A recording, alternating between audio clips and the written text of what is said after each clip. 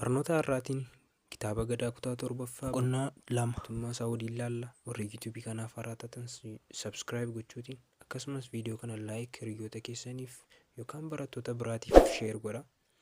Gara viidiyootti dabarraa.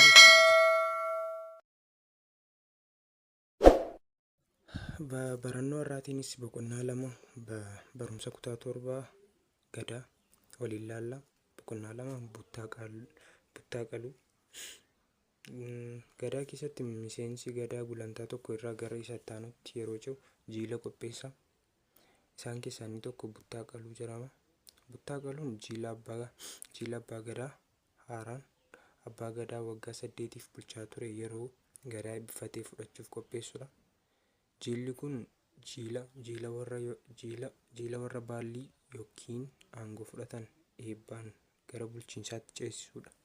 Akkasumas kanneen aangoo dabarsanii kennan immoo kan ittiin gara yuubamaatti dhufanidha. Kunis buttaan jiila dhanquu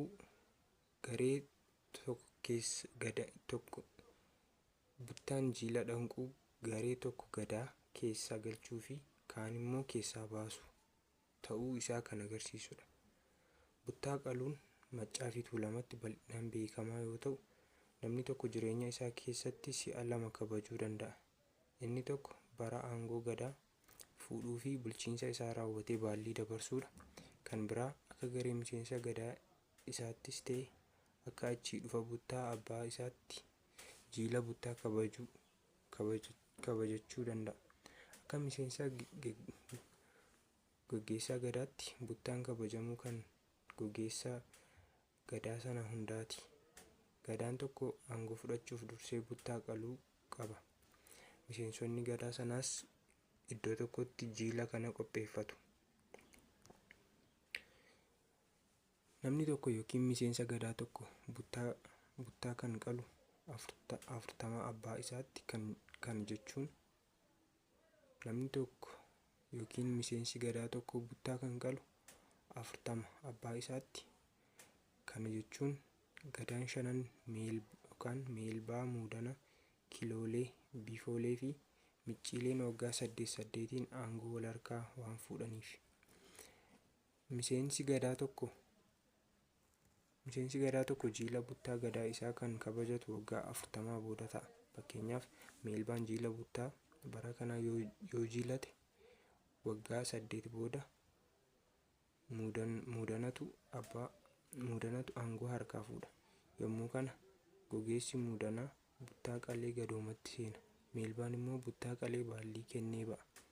Haala kanaan gogeessi gadaa meelbaa haaraan waggaa 40 booda deebi'ee aangoo fudhata. Yeroo kanas buttaa qalee gadaa haaraa waggaa 8f bulchu fudhata jechuudha. Namni tokko buttaa kan qalu 40 abbaan isaa buttaa qaleetti ta'a.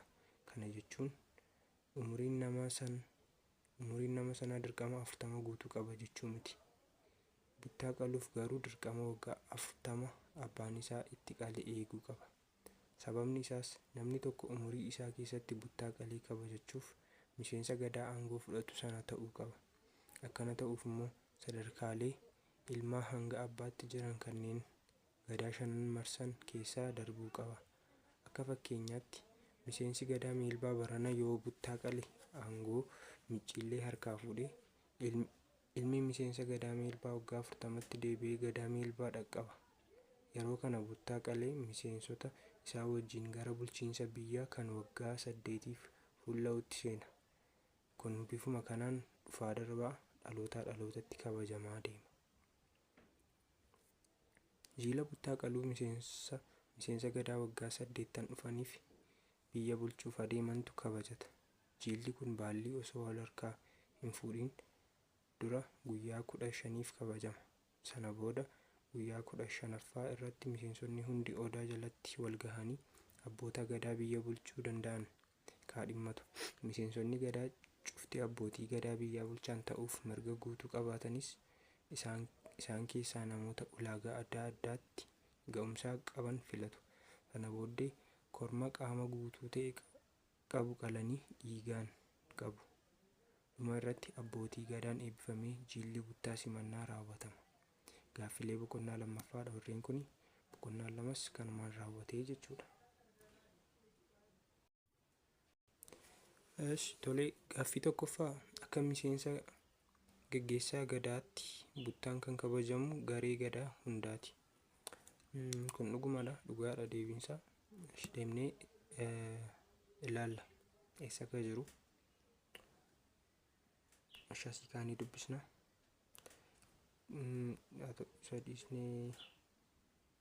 Kan biraa akka garee miseensa gadaa isaatti ta'ee akka achii dhufa buttaa abbaa isaatti jiila buttaa kabajachuu danda'a.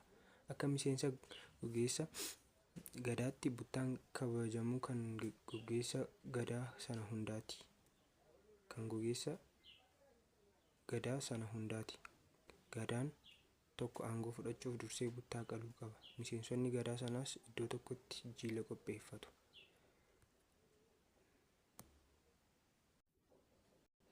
Kanaafuu deebiinsaa dhugaataa jechuudha. Lammaffaa, sirna gadaa keessatti buttaa simannaa garee kamtu qala? Warra aangoo fudhatu, warra baallii fudhatu. Warreen kaan ofii keessan hojjechuu dandeessu. Yoo akkasiin hojjetamuu barbaaddan immoo koomentii jalatti deebii jedhaa barreessaa. Akkasumas gaaffiiwwan biraa sababa hojjennuuf yuutuubii kana subscribe godhaa. Koomentii jalatti immoo yaada keessan akkasumas hiriyoota keessaniif sheer gochuu hin dagatinaa.